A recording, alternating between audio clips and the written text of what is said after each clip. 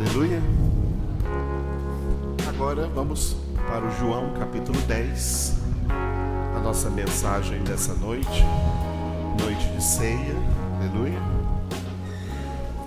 Já lemos os salmos, já oramos pelas crianças. Agora vamos juntos ser alimentados mais pela palavra, porque é isso que a ceia representa, o nosso alimento na palavra de Deus.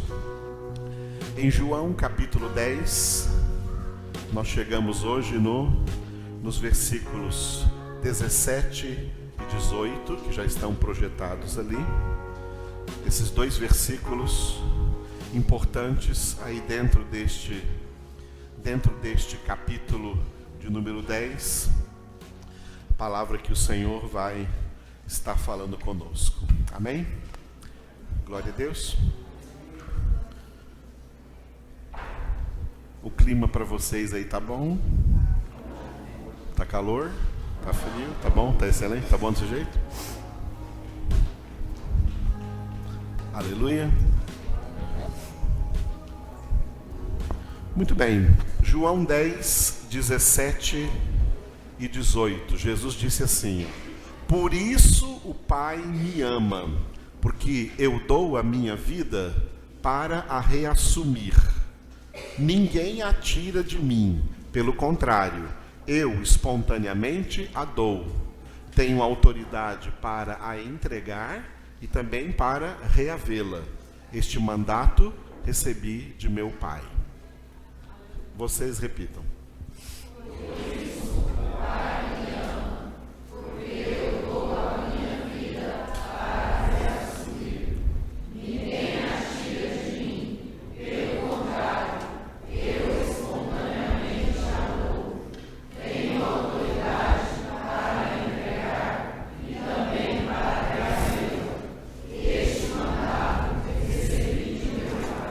Glória a Deus. Romanos capítulo 6, versículo 23, está escrito que o salário do pecado é a morte. O apóstolo Paulo trabalha muito bem a teologia bíblica acerca do pecado, que é chamado de hamartiologia, dentro especialmente da epístola de Paulo aos Romanos, nos primeiros capítulos da epístola de Paulo aos Romanos, e dentro de tudo que Paulo explicou ali, sob, é claro, a inspiração do Espírito Santo de Deus, acerca do pecado, é que por um só homem, ou seja, o primeiro Adão, entrou o pecado no mundo. No mundo aí, esse mundo aí representa toda a humanidade. Então, o primeiro homem, Adão, juntamente com a sua esposa Eva, eles tinham diante de Deus uma aliança, que se chamava de a aliança das obras. O que esse casal, que foi o protótipo para toda a humanidade, realizasse em suas obras, atingiria toda a humanidade que viria depois deles. O Jardim do Éden foi um laboratório preparado por Deus para testar, provar, não apenas o casal, de uma maneira pessoal, Adão e Eva, mas para testar, para provar a natureza humana. A prova de Adão e Eva não era uma prova pessoal deles. Foi uma prova da natureza humana. Por isso, quando Adão e Eva pecaram, toda a natureza humana pecou. Neles, toda a natureza humana pecou. Não adianta ninguém dizer, se eu estivesse no lugar de Adão ou no lugar de Eva, eu não faria aquela mesma coisa que ela fez. Faria sim, porque não foi a pessoa ali que falhou. Quem falhou foi a natureza. Deus criou o homem da melhor maneira possível, mas mesmo tendo criado o homem da melhor maneira possível, Deus sabia que esse homem não passaria no teste. Porque Deus testa, Deus prova. Nosso Deus é, como nós cantamos aqui, Ele é amor, Ele ama, Ele cuida, Ele protege, Ele abençoa, Ele prospera, Ele faz todas essas coisas que nós gostamos, né? Todas essas coisas que nós gostamos e dizemos aleluia, e dizemos glória a Deus. Mas além de tudo isso, tá? E fazendo parte de tudo isso, Ele também nos prova. Está vendo como essa hora ninguém fala aleluia? Ele também nos prova. Ele também nos testa. Ele nos dá provações. Por quê? Está escrito em Romanos capítulo 5 que a provação, ela produz perseverança. A mesma palavra está escrita em Tiago capítulo 1. Tende por motivo de toda alegria o passardes por diversas provações, porque a provação da vossa fé produz a perseverança. E Jesus condicionou a salvação à perseverança, quando ele disse, aquele que perseverar até o fim, continue, este, vocês esqueceram do pronome, este será salvo. Aquele que perseverar até o fim, este será salvo.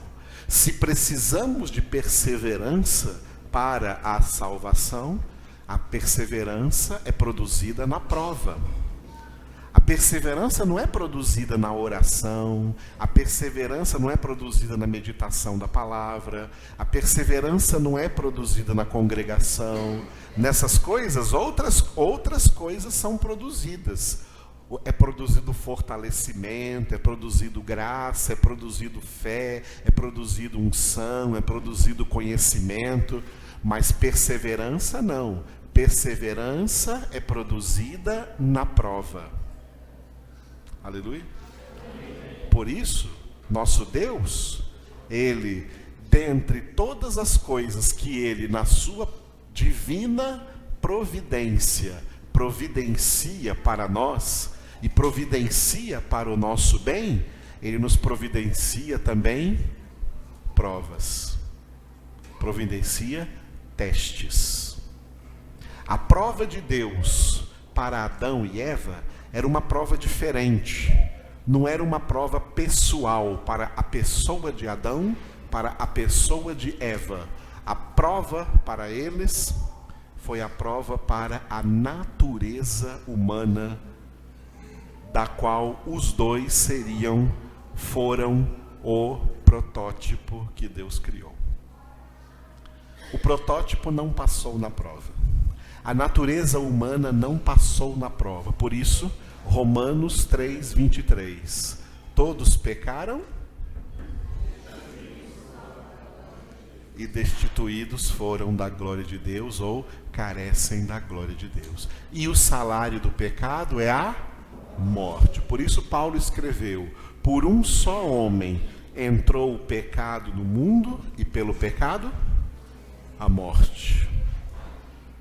O homem passou a ser não apenas escravo do pecado, mas também escravo da morte. O homem estaria, portanto, para sempre, já que no ato da criação do homem, Deus criou um ser que vai viver para sempre. O homem foi chamado à existência, mas uma vez chamado à existência, ele vai existir para sempre, porque o homem faz parte, dentre os 3 elementos da criação, O homem faz parte dos dois elementos permanentes da criação. A criação tem dois elementos permanentes e um elemento provisório. O elemento provisório da criação é o cosmos, o mundo material, o mundo visível, formado aí pelos três reinos da natureza, o reino animal, o reino vegetal, o reino mineral. Esse mundo visível, esse universo visível, as galáxias, os planetas flutuando aí pelo universo, o planeta Terra e toda essa exuberância, tudo isso que existe aí de bonito, as montanhas, os rios, os mares, todas essas coisas fazem parte da criação provisória. Elas estão existindo provisoriamente, mas vão passar. Por isso Jesus disse, passará os céus e a terra, mas as minhas palavras jamais passarão. No Apocalipse, quando a gente lê o Apocalipse, a gente vê um versículo interessante. E o mar já não existia. Já pensou? Essa imensidão de águas que tem no planeta Terra, o mar, vai deixar de existir. O céu, o cosmos, o céu, o firmamento, esse céu visível, no Apocalipse fala, se enrolou como uma folha de papiro. João teve essa visão do que vai acontecer com o fim de todas essas coisas. Todas essas coisas que agora são visíveis aí para nós vão desaparecer, porque isso é a criação provisória. Essas coisas foram criadas para existir somente durante o tempo em que essa história da humanidade está acontecendo. Deus criou o palco dessa história. Quando a história acabar, o palco vai ser retirado. Mas Deus criou dois elementos que são permanentes, que vão existir para sempre: os anjos e os homens. Anjos e homens são seres criados por Deus para existir para sempre. Nós tivemos início de existência, mas não teremos fim de existência. O salário do pecado é a morte. Portanto, todos os homens, por causa do pecado, estavam condenados, automaticamente condenados, a permanecer eternamente no estado de morte, no estado de prisão, no estado de escravidão, no estado de condenação. Por isso que Deus mandou Jesus. No plano de salvação, Deus mandou Jesus. Para quê? Amados, de tudo que Jesus tinha que fazer pela nossa salvação, a coisa mais importante delas foi a sua morte. Foi a sua morte. Por isso ele recebeu do Pai este mandato, como nós lemos aqui no final do versículo 18. Repita a frase: este mandato recebi de meu Pai. Este mandato recebi de meu Pai. Que mandato? O mandato de dar a vida. O mandato de morrer. Jesus veio então e teve que se fazer homem, porque como Deus, na sua natureza divina, ele era imortal, porque Deus não morre, Deus é imortal, por isso ele é o Deus vivo. Deus não morre. Jesus tinha a natureza divina. Para morrer, Jesus recebeu também uma natureza humana. Jesus passou a ser verdadeiro Deus e verdadeiro homem. E como homem, ele deveria morrer. Morrer para quê? Para chegar exatamente no estado ao qual nós fomos relegados pelo pecado, o estado de morte. Jesus entrou nesse estado. Só que, como nós já repetimos aqui em Romanos 6:23, o salário do pecado é a... Jesus não merecia este salário, porque ele não pecou. Mesmo sem pecar, Jesus morreu. Jesus foi morto. Ou seja, e esse ato de Jesus ser morto, ele explicou muito bem aqui. Ele estava dando a sua vida. Por isso, ele disse: o Pai me ama, porque eu dou a minha vida para a reassumir. Porque ele ia morrer, mas a sua vida não ia ficar presa na morte, porque ele não tinha pecado. Por isso, eu dou a minha vida para a reassumir. Ninguém tira a minha vida de mim. Pelo contrário, eu espontaneamente a dou. Tenho autoridade para a entregar e também para reavê-la. Para que a obra da salvação acontecesse, era necessário que Jesus morresse e não ficasse preso na morte. Porque se ele ficasse preso na morte, todos nós também ficaríamos. Porque se Jesus não conseguisse escapar da morte, nenhum de nós também escaparia. É maravilhosa, amados, a obra da salvação. A obra da salvação em Cristo é algo maravilhoso. A morte, como eu escrevi ali, leia aquela frase que eu escrevi: a morte não pôde reter Jesus. Essa foi uma das primeiras palavras pregadas na igreja cristã, quando o apóstolo Pedro, no dia de Pentecostes, fez a primeira pregação oficial da igreja de Cristo. Vamos abrir em Atos capítulo 2, e no versículo 24, Pedro declarou acerca de Jesus: ao qual, porém, Deus ressuscitou, rompendo os grilhões da morte, porquanto não era possível fosse ele retido por ela. Vocês.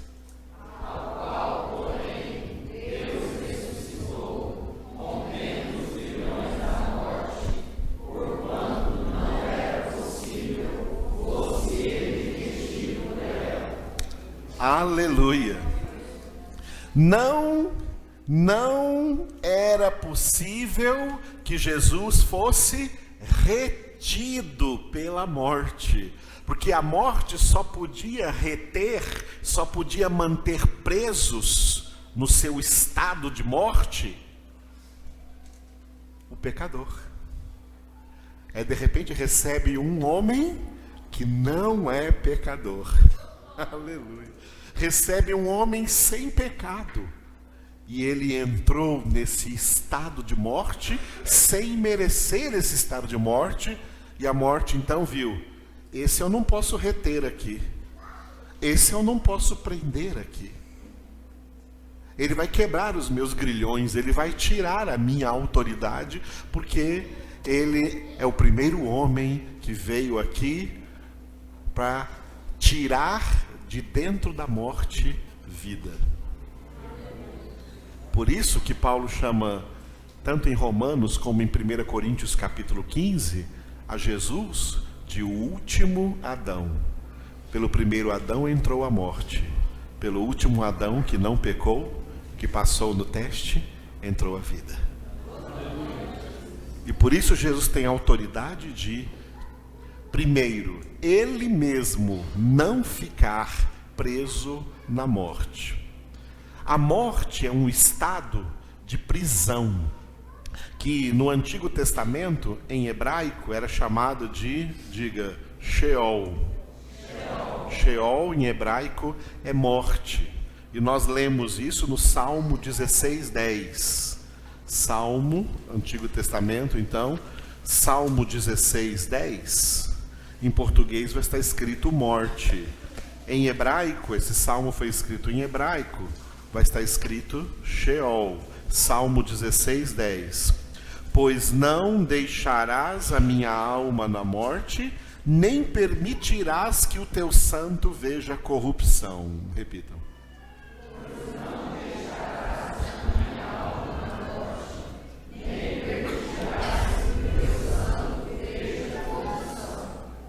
A palavra santo aí está com letra maiúscula? O santo de Deus é o Filho de Deus, Jesus. Davi então profetizou aqui que o que se referia a Jesus: não deixarás a minha alma no Sheol, não deixarás a minha alma na habitação dos mortos, na prisão que prendia os mortos por causa do pecado, e essa prisão não pôde prender Jesus porque ele não tinha pecado. Esse mesmo texto aí, volta agora para Atos 2, 27, nós estávamos lá no Atos 2, 24, veja agora no Atos 2, 27, Atos 2, 27, o apóstolo Pedro pregando no dia de Pentecostes e citando esse mesmo salmo agora, Atos 2, 27. Porque não deixarás a minha alma na morte, nem permitirás que o teu santo veja a corrupção. Repitam. Porque não deixarás a minha alma na morte, nem permitirás que o teu santo veja a corrupção. O Novo Testamento foi escrito em grego. Então a palavra que foi escrita aqui para a morte diga, Hades. Hades em grego é morte. Em hebraico, Sheol, em grego, Hades. E essas duas palavras definem a morte como um lugar. Porque a alma das pessoas que morrem tinha que ir para um determinado lugar. Esse lugar era uma prisão. Esse lugar foi citado por Jesus em Lucas capítulo 16, versículos 22 e 23. Vamos abrir agora em Lucas 16, versículos 22 e 23. O texto é maior, eu peguei esses dois versículos aí só para resumir para vocês, tá? Mas aqui nesse capítulo 16 de Lucas, você precisa ler desde o versículo 19 até o versículo 31. Tá? Então depois você lê na sua casa, do versículo 19 até o versículo 31, essa história que Jesus contou acerca de um homem rico e de um homem pobre chamado Lázaro. Ambos morreram e a alma dos dois foi parar no mesmo lugar, no Sheol, ou no Hades. Esse lugar tinha 3 compartimentos. Um deles se chamava o seio de Abraão. O outro lado se chamava, e se chama ainda hoje, o inferno. É dentro do Sheol que fica o inferno. E entre esses 2 lugares, um grande abismo, para que quem está no inferno não possa passar para o seio de Abraão, e quem está no seio de Abraão não podia passar para o inferno.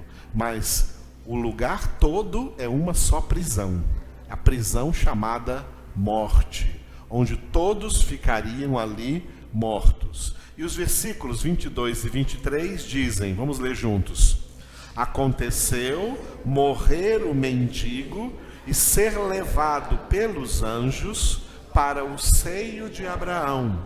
Morreu também o rico e foi sepultado. No inferno, estando em tormentos, levantou os olhos e viu ao longe a Abraão e Lázaro no seu seio. Aleluia! Entenderam muito bem esse lugar? Esse é o Sheol, ou o Hades, o lugar da morte. Ele era uma prisão. Por que tinha uns no seio de Abraão? Quem eram esses que estavam no seio de Abraão? Aqueles crentes fiéis a Deus que perseveraram na fé no Antigo Testamento, durante o período da Antiga Aliança, antes da vinda de Jesus. Eles morriam e as suas almas ficavam nessa prisão, mas ficava num lugar dessa prisão onde não havia sofrimento, onde havia consolo. Era o seio de Abraão. Apesar deles estarem na morte, eles não podiam sofrer.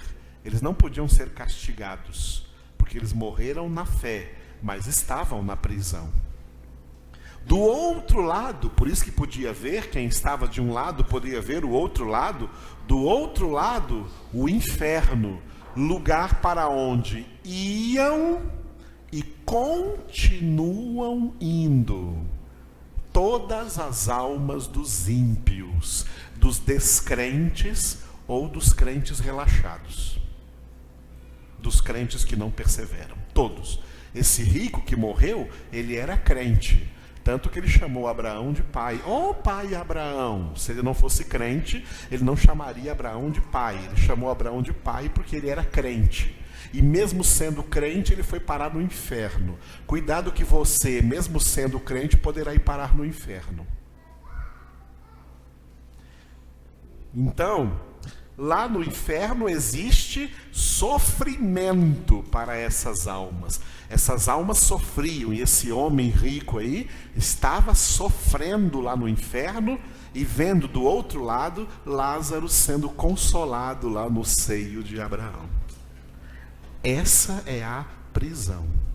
Quando Jesus morreu, o corpo de Jesus foi sepultado no sepulcro de José de Arimateia, e a alma humana de Jesus entrou no estado de morte. Portanto, Jesus entrou aqui no Sheol, nessa prisão provisória.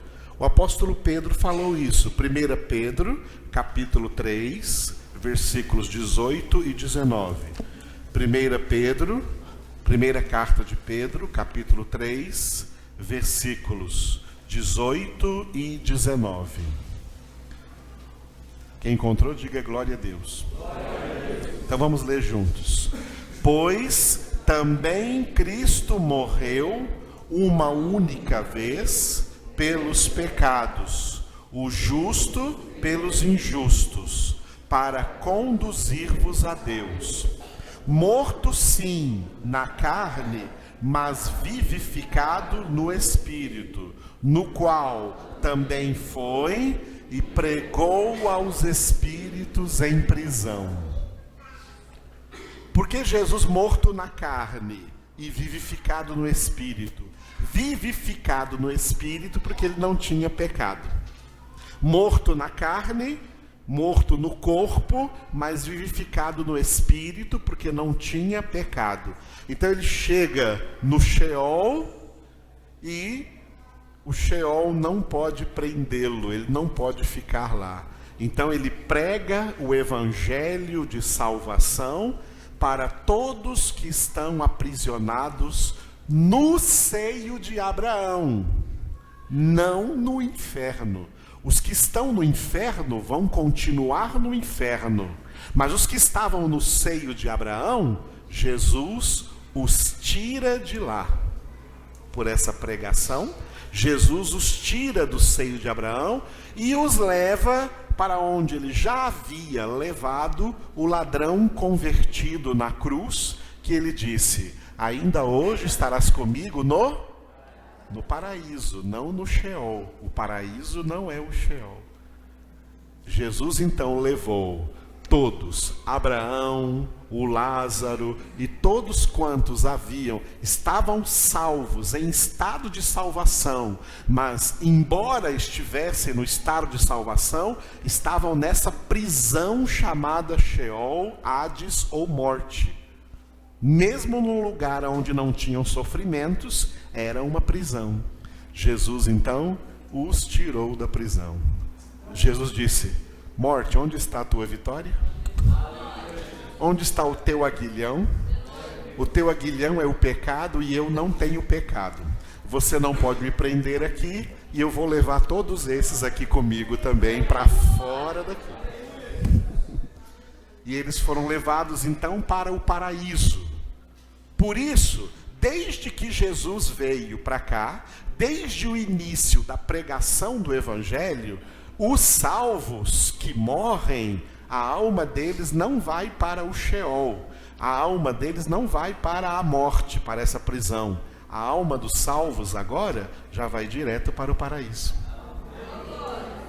É isso que Jesus disse quando falou que muitos não veriam a morte, porque não vão entrar no Sheol.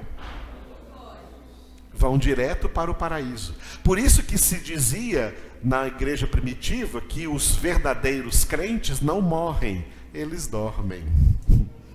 Eles não morrem porque não entram no estado de morte, no estado prisional de morte, não entram mais no Sheol. Hoje o Sheol está assim, o seio de Abraão está vazio, nenhuma alma mais vai para lá. O inferno está bombando, está lotado de almas de ímpios e se enchendo a cada dia milhões de almas vão para o inferno. O inferno continua recebendo as almas dos ímpios, mas as almas dos salvos vão diretamente para o paraíso. O Sheol era uma prisão. Paulo chama essa prisão de cativeiro. Efésios 4, vamos ver Efésios 4, o último texto que vamos ler agora.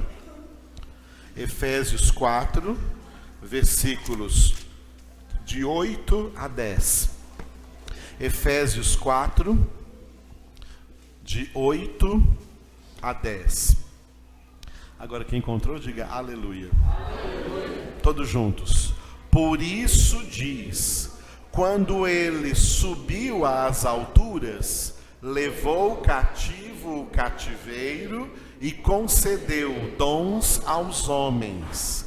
Ora, que quer dizer subiu, senão que também havia descido até as regiões inferiores da terra?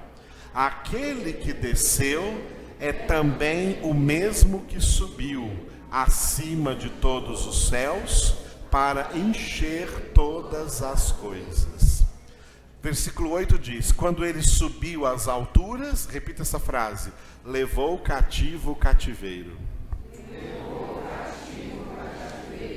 O cativeiro aqui, que Jesus levou cativo, agora não são mais cativos da morte, são agora cativos de Cristo, eram os que estavam lá no Sheol, no seio de Abraão, agora estão descansando, triunfantes no paraíso, esperando a ressurreição. Depois da ressurreição, eles serão tirados do paraíso e levados para a nova Jerusalém, o céu definitivo, a casa do Pai. Glória a Deus, irmãos.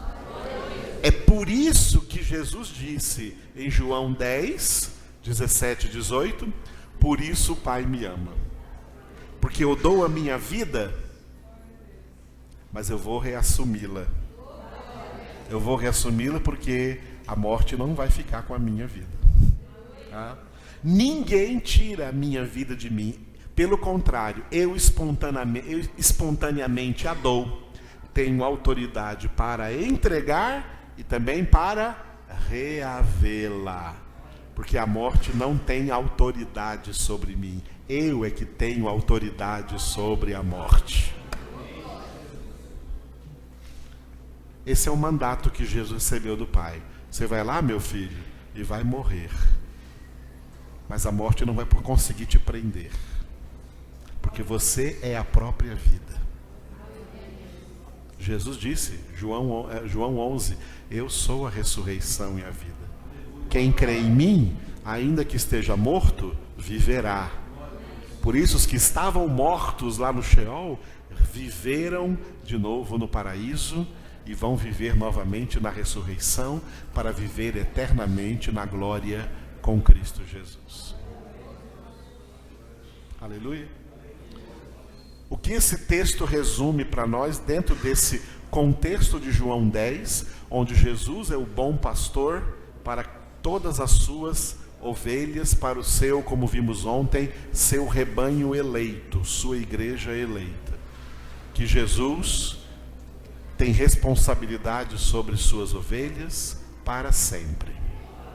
Não somente nessa vida, mas também quando essa vida aqui na terra acabar, Jesus continua nos pastoreando até no paraíso e depois até a ressurreição e depois até a Nova Jerusalém, até a casa do Pai. Ele é o nosso pastor eterno. Aleluia.